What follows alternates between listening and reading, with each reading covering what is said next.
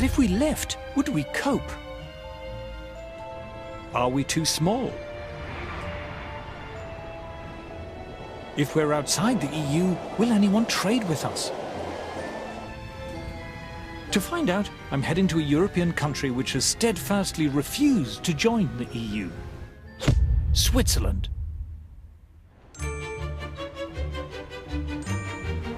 It's very pleasant arriving in Zurich.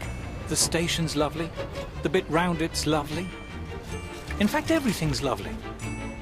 But then, this is the wealthiest city in the world, ranked as having the highest quality of life in the world.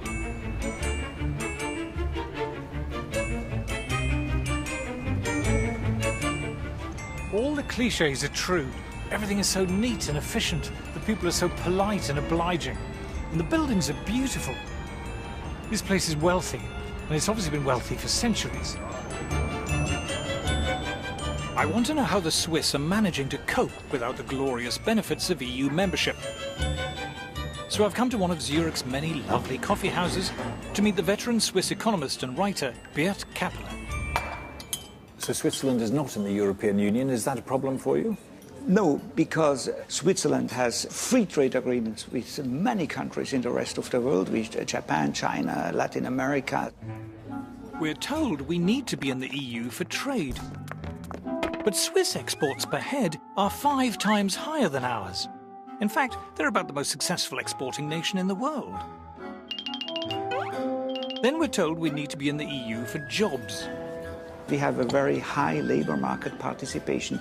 83% of all people in working age work. That's much higher than the rest of Europe. Switzerland has one of the lowest unemployment rates in the world, lower than any country in the EU.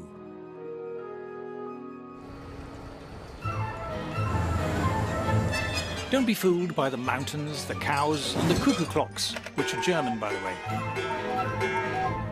Switzerland is an industrial giant.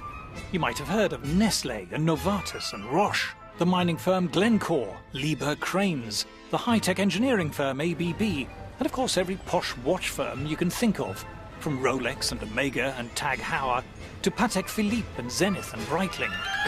These are all world-beating giants. Just look at the most valuable companies in Europe. Novartis, Roche, Nestlé, they're all Swiss. Yep. Europe's biggest companies aren't even in the EU.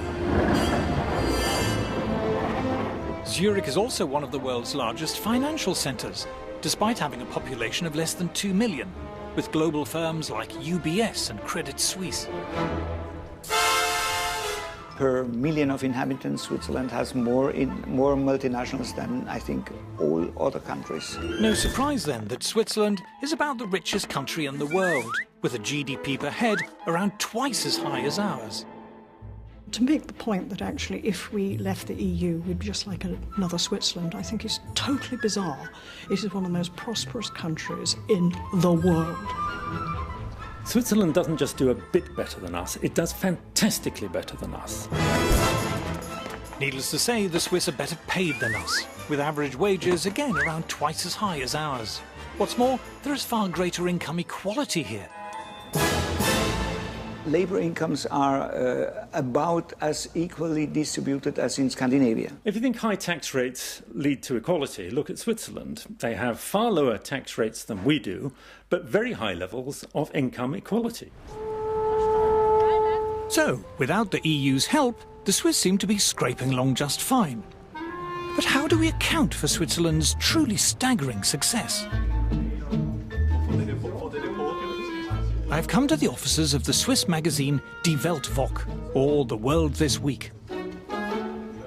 The reason why Switzerland is successful economically is that Switzerland is not a member of the European Union.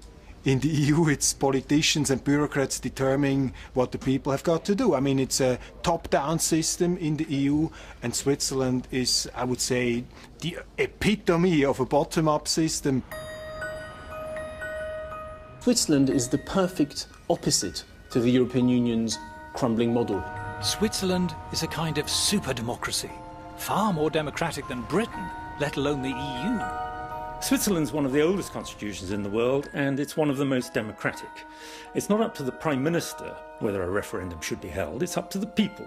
You get 50,000 signatures and they have to hold one. The people in Switzerland decide everything.